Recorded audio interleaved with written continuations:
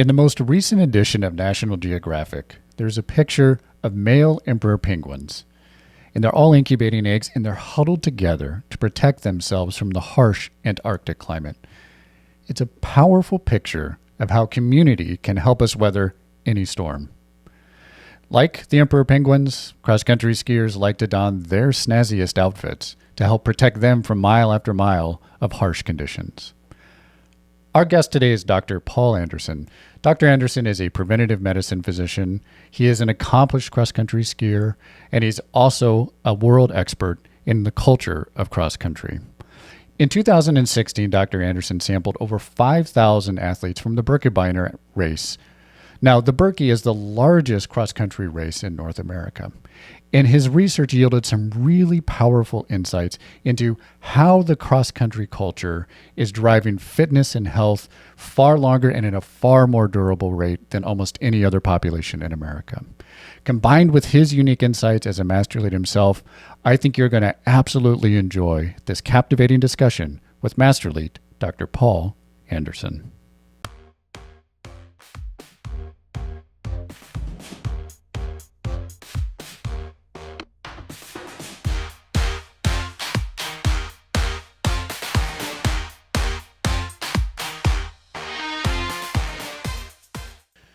So we're here today with Dr. Paul Anderson. Paul, welcome. Thank you. Great to be here. Yeah. So I just have to start with a real easy question. Why do you like to ski in the cold? Why not? And there's your answer. I think it's, I grew up playing hockey. I grew up here in Minnesota, so I've always been used to the cold. But like a lot of people, I actually, when I stopped playing hockey after high school, I didn't have anything to do in the wintertime, and I was a cyclist in the summer. And so being able to do an endurance sport in the winter, in the cold, and realizing that after just a very few minutes, I'm warm, I'm outside, there's lights. Isn't that the starting point of freezing to death, right? You get that feeling of sort of like warmth and euphoria. Okay, it's great, and I feel like that is probably one of the surprises for many people who get into cross country skiing is how warm and how redeeming it is of the winter cold. Above about 10 degrees. Fair enough. Well, we're gonna talk a lot today about things that are very central to you and some of the research and in your role as a physician and as a skier. And I'm super excited to dig into that. And what's the difference between culture of fitness and fitness cultures? And what did you learn in studying some of your fellow skiers up at the Birkebeiner? But maybe walk us through. I'm not a skier, and that's pretty transparent. I like to run, and but what's the Birkie like? Like you wake up in the morning, and what happens? Like what goes on there? Yeah, well, the Birkie is known as the greatest show on snow. It is the largest cross-country ski race in North America. Okay. So about 15,000 people do the race. And this is not a work release program. These people are there on their own. They're sane and quite serious, many of them, but a lot of them just there to have a good time and be there with family and friends and whatever. And they, so it's a big party really, and it's kind of for me like a winter festival, a festival of like just getting out in the winter time. So, and it embodies a lot of things we'll talk about a little later, but the morning of the race, for me, I go off a little bit before 9 o'clock. So no food for me 3 hours before the race. Okay. I'm well known on my little ski team for throwing up during races. But that just is evidence that I'm working hard enough. So no food, and then I usually have a very small breakfast. I'm usually in a lodge, and then I get to the start, you do a warm-up, and then what most people don't realize is that with that many people, you kind of have starting pens, and you need to get all of your. Is everybody lined up in one big row, or how does that work? It's just like a big cattle pen. Yeah. You get let in at the back in waves, and there's more running than you would expect for people who are going to be on the trail for 3 hours. Yeah. But the energy is super high. There's music playing. There's people you haven't seen for a whole year there. it's just an amazing environment at the start of the race, and there's guns. So what's not to like about that? Yeah. So the race has started, with the national anthem and usually a salute with firearms, and off everybody goes. And so it's an awesome event. And what are you wearing? Like, what do you have an outfit? Well, usually, yeah, most of the skiers are in the front waves are gonna have race suits on, Okay. A bib, and then if you're smart, you've been to the thrift store and found some $3 sweatshirt, and you're wearing that just to stay warm while you're waiting for your chance to start. But Okay. yeah, and got your bevies and your not that kind of bevy, but you've got your drink bottle, your drink belt, your goose, whatever, and you're ready to roll. Okay, so the guns go off, blaze in, this horde of people start running out, right? Yep. And then what's the race like? Yeah. So the Birkie is a really hilly course, and so the first part of the course profile is a climb for about the first 13K, 14K up to Fire Tower Hill. Okay. And then the race has a little bit of a reprieve but there's just tons of climbing. So that's what most people will know about the Birkie, is that the hills are tough. It starts with pain. Yeah. And then you get a little reprieve in the middle, and then at the end there's 4 well-known hills that finish the race. Okay. Which one do you love the most? Yeah, the hill that most people hate the most is actually Sunset Hill. It's probably, the place where you are the most tired, and it just seems to go on forever. And it's just before the end of the race, and it's brutal. just a slog. But you're almost done. Nice. Yeah. All right, so you're getting through Sunset Hill. You're ostensibly on the downhill at that point. Yep. What does it feel like to finish? Well, what are your emotions? Well, I think that's one of the fascinating parts about the Birkie, is that no matter who you are, there are thousands of people, on Main Street of Hayward in the years when they can have it that way. Yeah. And they are literally, it doesn't matter whether you're winning the race or you're coming in 300s, 3,000. The people are screaming at you, ringing cowbells, cheering for you. So you come across International Bridge, which is this specially constructed bridge each year over the freeway. You come down the bridge onto Main Street, and there's all these people, probably some of your friends and family. Oh. You finish the race, there's people there to take off your skis. They put your skis together, hand them to you. They give you a pin that you finished, and there's food waiting for you. So probably like a lot of race finishes, but the celebratory elements of the finish are just amazing. Yeah, that sounds awesome. And then you're in the midst of it, right? You're in the party, Yep. right? You finish and you're there, right? You Yep. don't have to go anywhere. Into the changing tent, and then there's there's a food tent, there's a beer tent, there's just people everywhere, and that's a huge reunion. Yeah. And I think for a lot of people, they are really connecting with people they haven't seen, maybe for a year, maybe for 6 months, or they're getting together with their team, processing the race. What happened? How'd it go? So Yeah. I think a lot of races are like that, but that's kind of how it goes at the Birkie. Yeah, I've only seen pictures. I've never been there, but it does seem like it's just this incredibly supportive community. Yeah. Absolutely. And, some of the stuff we're going to talk about today is based around that community and the uniqueness of it and how powerful it can be. Yeah. You didn't get into, so you did hockey, but someone introduced you to skiing. Yeah. Walk us through that. So it's a story I've told a few times, but so my sort of person that got me into racing was Ralph Bovard. Dr. Bovard was my preceptor when I was a resident, and he told me, because I was a cyclist, and he said, well, you can't graduate my rotation unless you ski the Birkie. Oh, wow. So he gives that challenge to everyone that comes through his thing, and I think, gullible enough to say that I think it was true. So I went to a thrift store. I'll keep this story shorter, but I went to a thrift store and I bought some skis that I had found that had never been mounted. I took them to Gear West, and Brian Christensen was there, and I asked him if he would put bindings on the skis, and he said no. So I begged him because I didn't have enough. I was a student at the time. I didn't have enough money. Yeah. Finally, he agreed to put some bindings on these old skis, and that was the first year. So I literally started in December. I trained as hard as I knew how, which was really clumsy, but I could hockey skate, so I kind of had the skate skiing thing going. And then I did, that year was a half a Berkey, so I was kind of saved by the weather that year. And I've done the race ever since. Every year they've had it. So the last year I did my 18th Berkey. Oh, wow. Yeah. That's incredible. Yeah. Anyone stand out for you, like good, bad, ugly? Oh, they all kind of start to blur together. And I think, I'm not to be cheesy, but I think that the best part now is that at the end, there's my kids and my wife are there.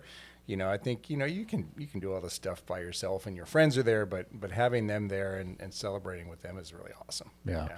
That's really cool. So you're a physician and a father. Yep. And you're a really good cross-country skier from what I've heard. How do you find time? How do you think about balancing all of that? Yeah, it definitely takes a lot of discipline. So I think to say there's some magic trick to it, there just isn't. But I basically, what I had to do, I had somebody give me some good advice when I was becoming a dad. They said, you need to never train when your wife is unhappy. Get a piece of fitness equipment. Mainly for me, it was a bike erg.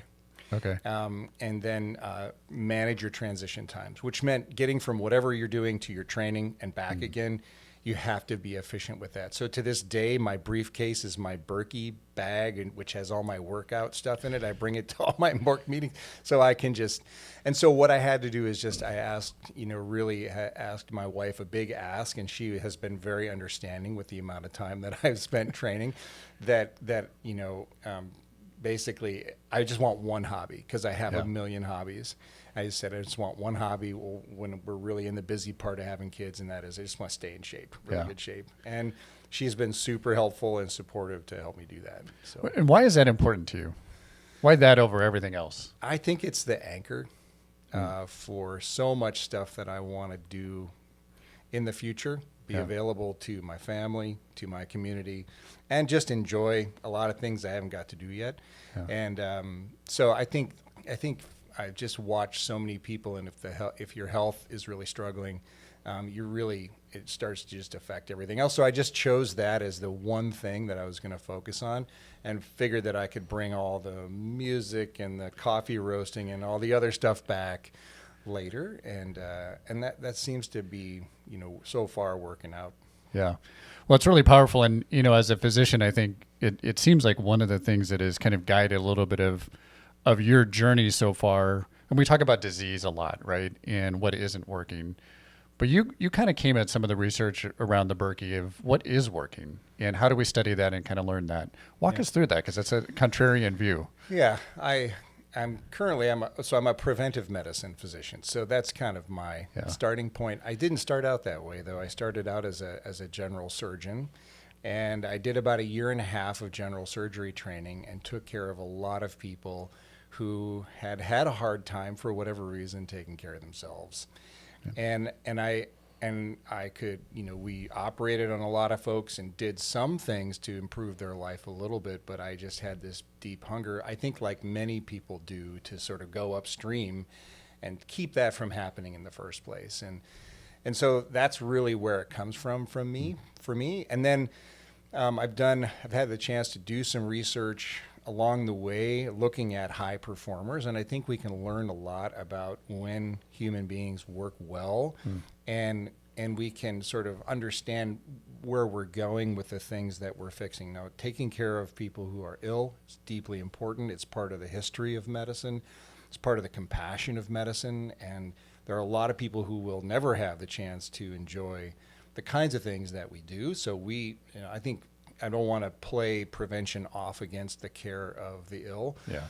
But I think it just was where my interests were going. And so opportunities to look at this thing that I got exposed to by this person who made me do this race, was really fascinating to me, how powerful it was for me and how powerful it seemed to be for all the people, around me. So let's unpack that. Let's dig in. So you did a study, 10, 12 years ago now, somewhere around there, on the Berkey. Yeah.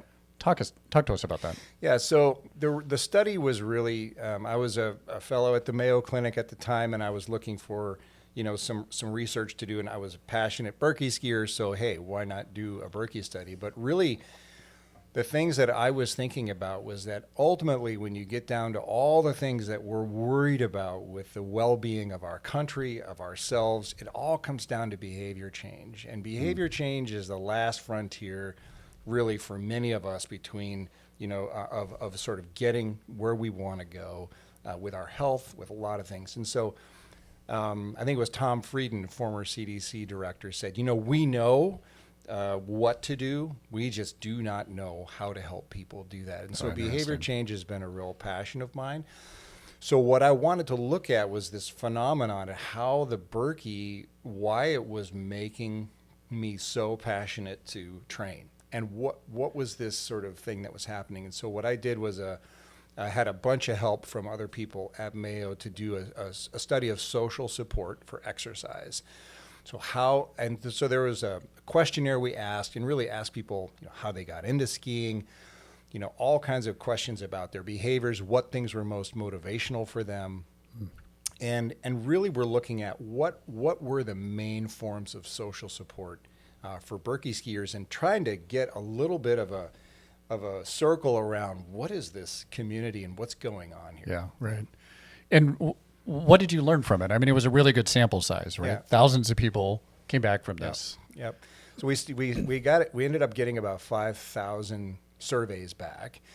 And out of like 15,000 people, that's incredible. Yeah, it's a pretty good return. It's a big sample size. So, and what surprised me was I thought people would really focus on training together. Yeah. Or meetups or whatever. But what people said to us was the main thing that they got the most social support from was talking to each other. Yappity, chatting about like, well, how did you do this? Well, what happened there? Well, how do you, and I mean, and I think those of us who are really sort of passionate for performance, we know this. Like we're talking to our friend, I was just texting with a buddy before I came in here about like, hey, like, well, why did you do that? And what, because he didn't have a great workout today. So he's like, well, why? So I think talking and the communal aspect of human beings supporting each other, questioning each other, learning from each other was the big surprise from that study.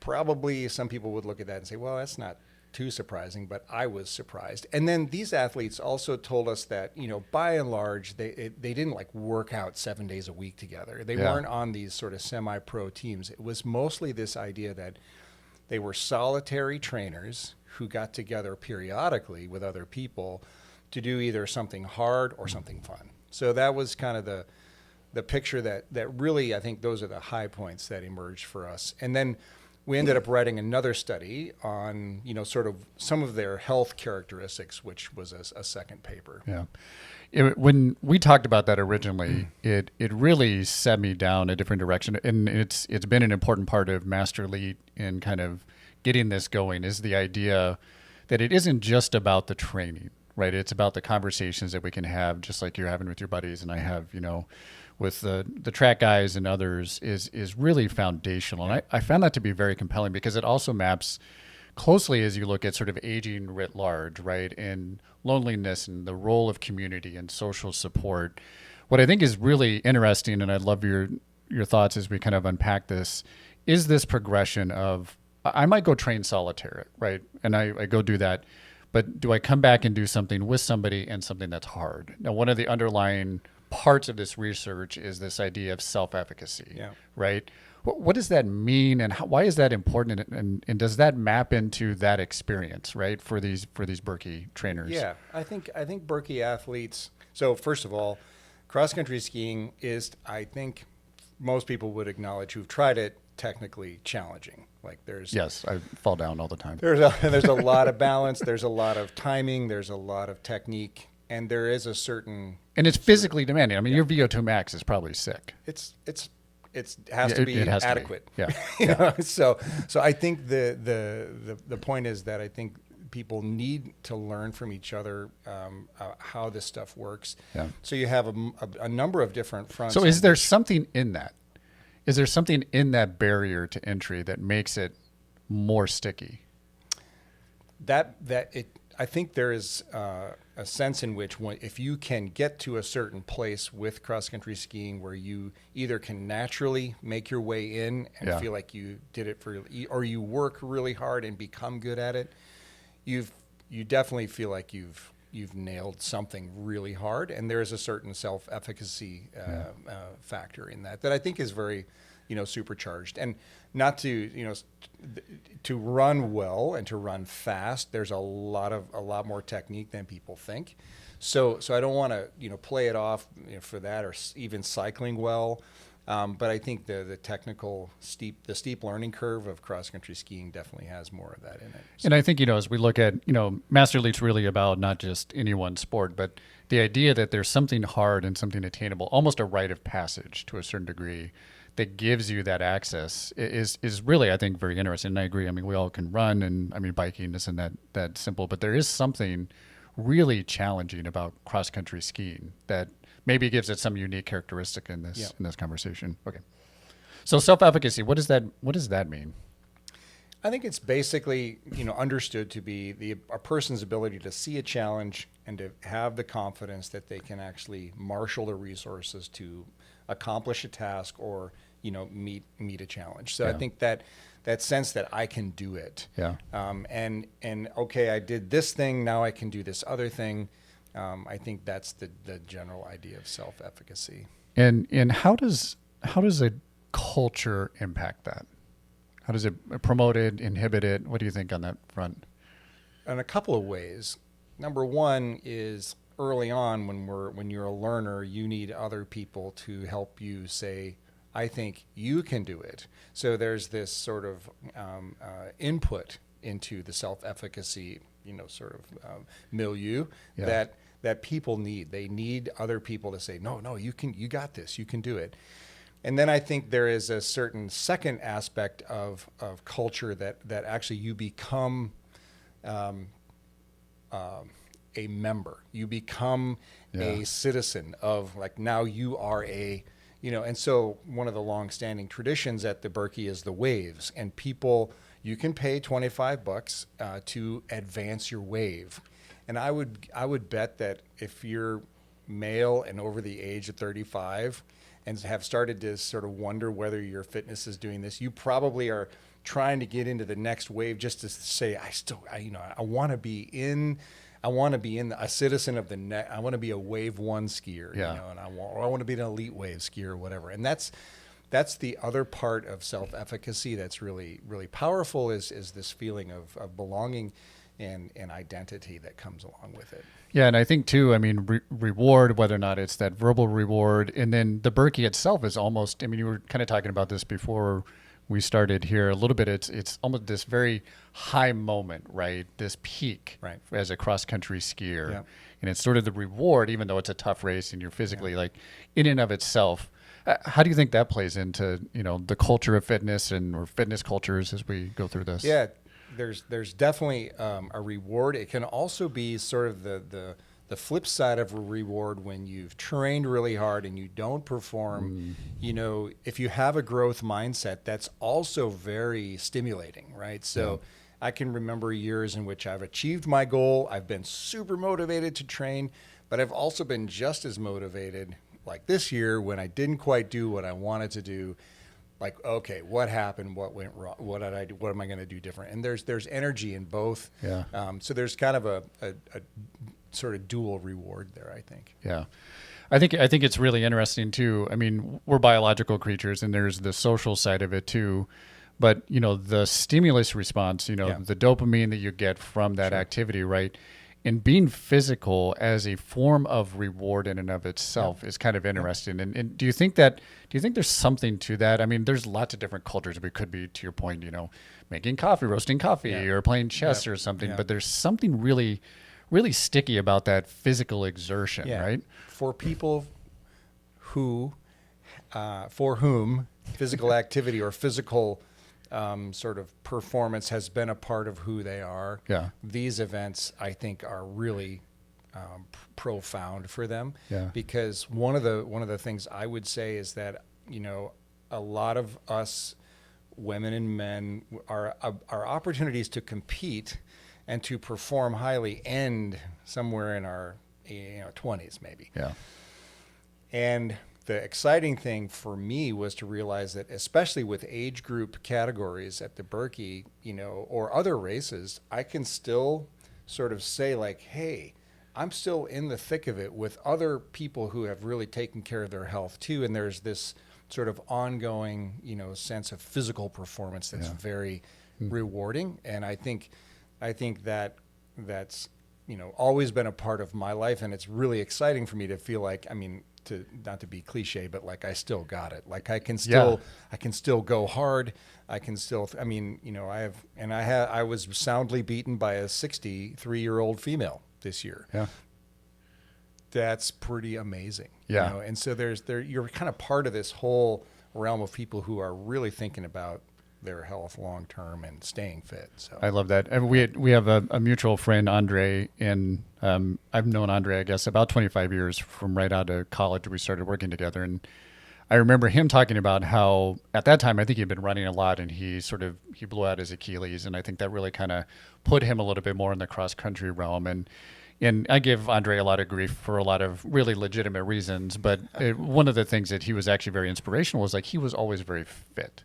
Yeah. And I always respected that. And I think there's also something in this culture, and hopefully what we're promoting here is this continuity, right? And it doesn't have to be the end of the line, as you say there. Like there are people, and we're doing this biologically, culturally. We're pioneering some of this today as Masterletes, as you go out, as others go out. And do you have someone that you look to that has kind of inspired you along the way, or has this just kind of been sort of your own self-motivation? Or yeah, there are for sure all the people that I ski against in the Birkie who are in my age group, but there is one skier who is well known in the Twin Cities, Dave Christofferson, who he's 74, and by golly, if last summer on the River Road Hill during a double pole interval, that guy didn't beat me. So nice. So there is this sense in which he has sort of just stuck with it his whole life. He still skis the Birkie, and he's just sort of an icon of somebody who has stayed invested. And there's a lot of phases you go through as you sort of watch your body change. Yeah. But he'll be out there again this summer. He'll be roller skiing. He'll be leading a group. And so I'm really inspired by Dave. Yeah. Well, it's good to get a name because I see those guys all the time on River Road when I'm running by. So one of the other themes that I think is important, I want to get back to the Birkie stuff, but maybe pull us through, is the idea of adaptation, right? So Andre blew out his Achilles and then got into cross country. Mm-hmm. How do you think of yourself as adapting? Let's be real, we're getting older and things are breaking and slowing down. Yeah. How do you manage that? So, I think this is kind of where I think the beauty of cross country skiing as a sport sort of appeals to me, because there are so many things from a physical perspective that are optimal for aging. And so I've been a long time cyclist, but I'm pretty big for an endurance. Clydesdale. So I know that for me the impact sports are probably not going to be long-term solutions. So in my 30s, when I started skiing the Birkie, very shortly after that, I said, I am either going to glide or ride. I'm going to roll or glide. So I still run a little bit just because I think it's important to be able to run away from things and rescue kids and do other things, right? So I want to keep the running chops. But I think that so the low impact nature of cycling and skiing are really optimal for me, and especially after a year of a winter of cross-country skiing on snow, my body feels great. Yeah. My joints feel great. My core is strong. So that's another benefit, is just whole body strength. So I have a strong core. I have a bad back, but that really was totally helped by cross-country skiing because of the core activation. And then I think also, the other thing that most people forget, don't realize when they get on a pair of skinny skis, is balance. So the biggest risk factor for, disability as you get into your 70s and 80s is a fall. Yeah. And balance and proprioception if you're basically all winter long, I'm on one foot or the other, and I'm that's balancing incredible. on one foot. Yeah. So you think about that, and then you think about the neuromuscular activation of knowing where all your limbs are in space and being able to do that in a coordinated fashion. It's really, like a lot of other things, is very, very good training. But I feel like so many things come together in cross country skiing that it's a very potent sort of longevity practice. Yeah. And when you put it together with things like strength training and yoga, and maybe some other sports that you like to play, it's a pretty good recipe. Yeah, I mean, it is pretty phenomenal when you think about it. So you kind of hit at some of the data that you found within that study too, which was, I mean, the average BMI of the Birkies participants is incredibly low, right? Right. And almost no smokers, Right. right? Walk us through a little bit of the composition there. Yeah, what we tried to do is just show that there were some studies done about behaviors that lead to reduced cardiovascular risk, and so we looked at those same behaviors. So eating, I can't remember them all off the top of my head, but eating fruits and vegetables, 5 fruits and vegetables per day, not smoking, exercising a certain number of minutes per week, and I can't remember the other one. So basically, if you have less of, if you have a certain mixture of those, your cardiovascular risk goes down. And so what we showed was that, I think in the paper, there was like a 15% lower risk in the Berkey population, just based on their. So it's definitely the other aspect of being an endurance athlete. I think in any culture is the things you need to do if you're going to continue to advance. Yeah. And so I think that was one of the findings. People would look at the Berkey study and say, well, no kidding, you're studying people who race, so it's a selection bias, right? Yeah. But I think it's still worthwhile to do something via demonstration, because if you never point out the fact that this is a group of people in our culture, in our country, who have learned how to stay healthy and do almost all the things that we tell people to do, then the question is, what you need to just show that first, and then you need to start talking about how they did it and how you can help other people. Totally. I mean, listen, if we all cross country skied, right, there would be a 15% reduction. It's kind of a no brainer. And when you think about that. So one of the other things you sampled in, and you mentioned this when we first met, you said something very pointed to me, which was my liver's busy.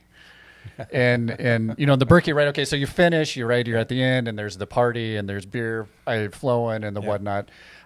How has I know aging sort of changed your relationship with alcohol? How do you think that impacts, the culture of fitness, or walk me through that? Yeah, I think what I'll do is just say that the trying to get faster was a big player in deciding to do the 1 year no beer challenge, right? So I have a friend of mine who he and his brother are both incredible athletes. And my friend trains like crazy. His brother does not, but every year quits drinking in January, and usually you can beat me in the Berkey, right? So I thought, well, there must be something to this not drinking thing. But at the same time, I was also just rethinking, like, where was I leading my family? Where was this going?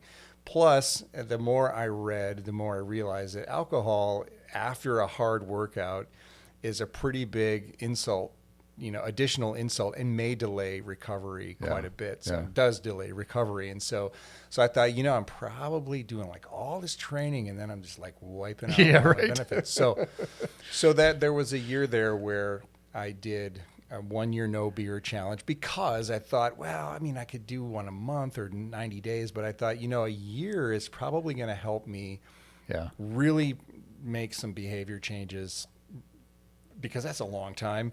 I'm going to have to figure out some other stuff. And everybody knows probably how this story goes. Like, once I stopped drinking, I started, sleeping better. I was, starting to sort of, not self-medicate for some things I needed to not self-medicate for, et cetera. So, I think it's, the biggest testament to this is not really like big Berkey results, but my wife says you're a really different person in a good way. So I think, it's the race. this is, I think, an example of how the race has actually affected my life for the positive, and being an athlete has really had its ripple effects into other parts of who I am. So Yeah, that's incredible. I've witnessed the same thing too. And I think, where you started of, how has that decision to pursue fitness really impacted your life, right? Yeah. And it sort of put these constraints around it that you have to evolve. And a couple of years ago, I gave myself a birthday gift of 360 days of sobriety. I wasn't ready to totally be done. Yeah. But I was like, you know what? I don't need this on a regular basis. And it fundamentally changed. And it was a gift, to be who I wanted to be as a man, as a father, as a husband, and then also to unlock what similar to you, I just felt like I was working so hard, and then I would just see my fitness.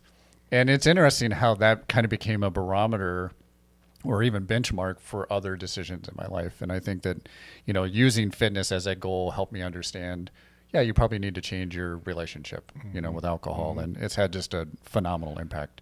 Better sleep and tremendous other benefits. Yeah, and as a windfall that year, Athletic Brewing decided they were coming to the Berkey, and so they were, and that's really where I discovered, one of the NA beers that I really enjoy. So this is not a plug for them. I'm not. You're not getting paid by it. No.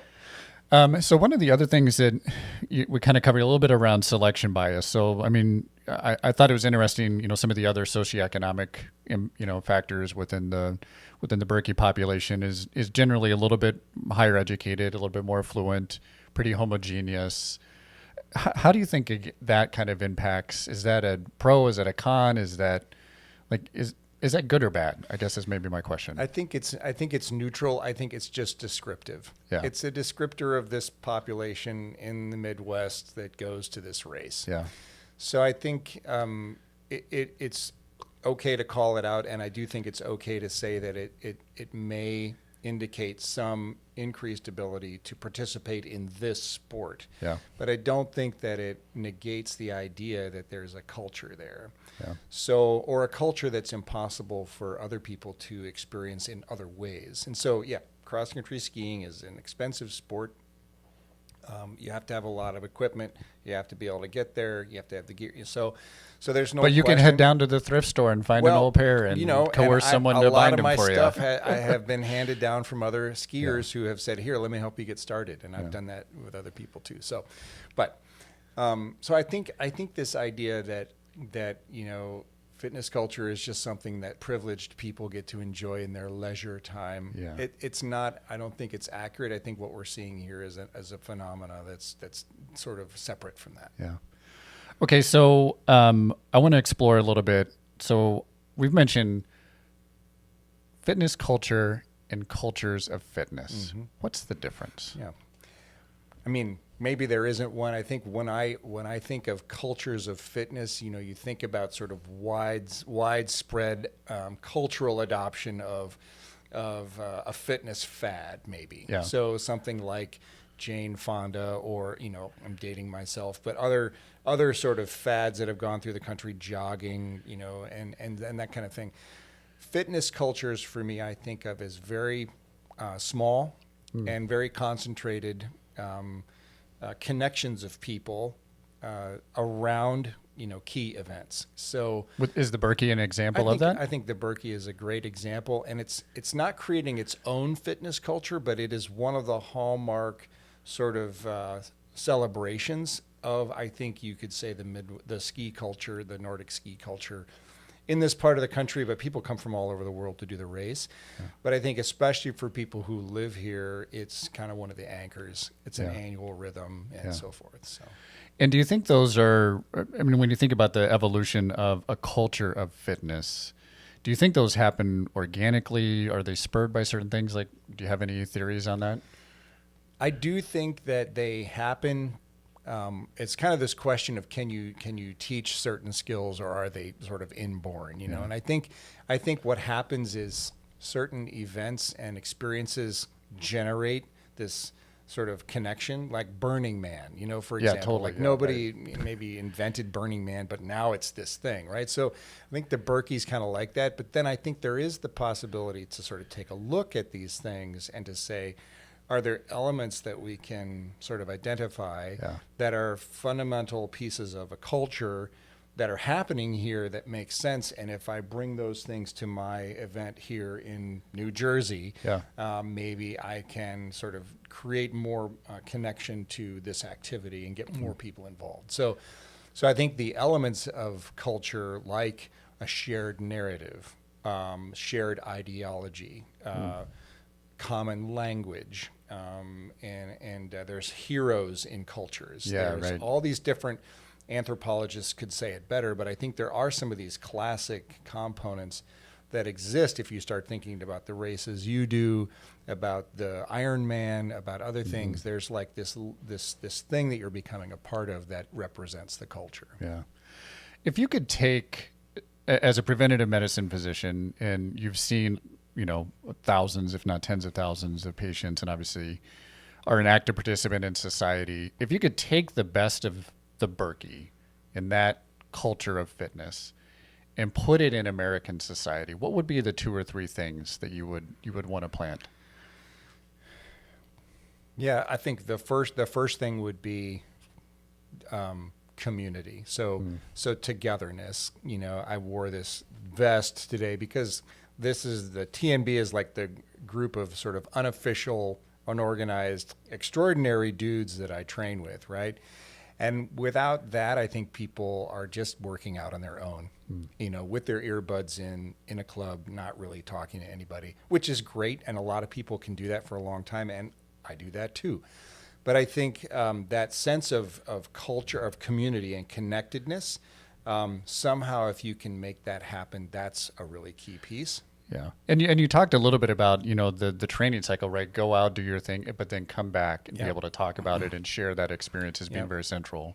And then, I think the sense of challenge is somehow really important to us as humans. Like it's really important to sort of be in a growth space. And I think I would want to have something that helped people grow towards a better version, stronger version of themselves, that they were attracted to, and this sort of culture was embodying.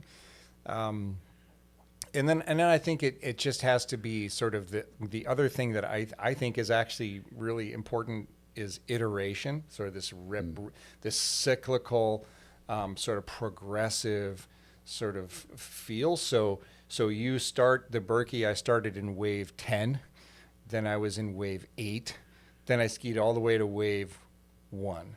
Wow. Right? So there's this, I can try, I can get better. And this idea that there's an iteration happening, I think is also kind of, addictive in some good ways, where people feel like I could do better, And so I think that iterative feature is probably another key piece. So, well, thank you for that.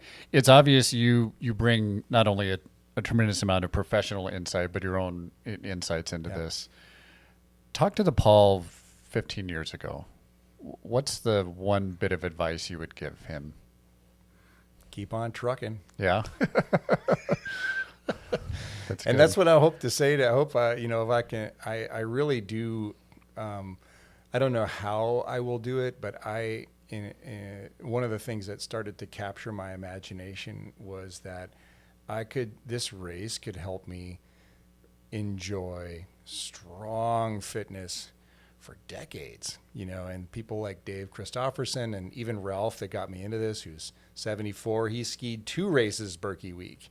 So, I mean, these guys are sort of, and they're not without, some aches and pains, but they have this thing that keeps them going. And I think 15 years from now, I do, we never know what's going to happen. No. But I really, if I'm able, I would love to be there, at least just doing the race. Yeah, right? in the game. Yeah. Well, Paul, thank you so much for your time today. This has been truly a pleasure. Yeah, awesome to be here. Thank you. Yep. If you enjoyed this discussion with Dr. Paul Anderson, check out issue number 2 of Masterlete, where Dr. Anderson shares more of his Masterlete journey, and we throw in a whole bunch of other things about culture and how it's driving the fitness within America. To get to the second issue, visit masterlete.com.